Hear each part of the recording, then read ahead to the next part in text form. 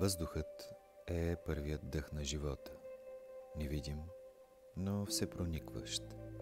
Той е носителят на информацията, на знанието, на словото, на вибрацията, която подрежда Вселената.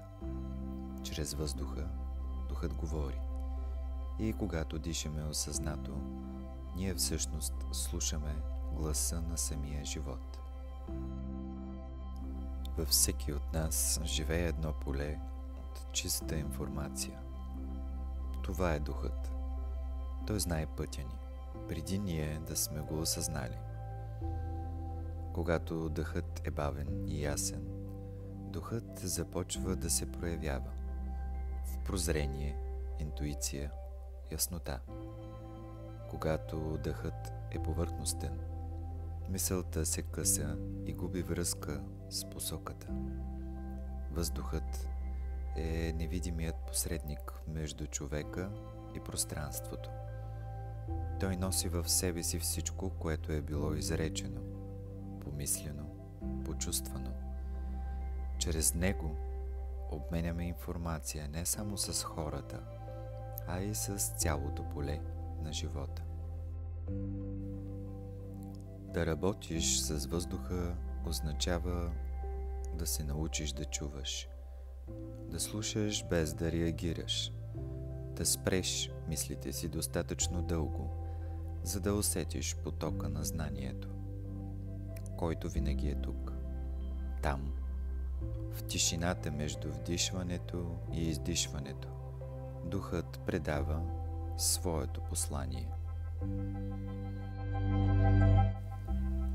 Сутрин, преди да започнеш деня, седни спокойно. Вдишай бавно през носа, задръж дъха. Издишай с благодарност. Повтори няколко пъти и почувствай как въздухът те пречиства отвътре. Кажи си мислено: приемам информацията, която идва от по-висшият ми разум. Позволи на въздухът да подреди мислите ти.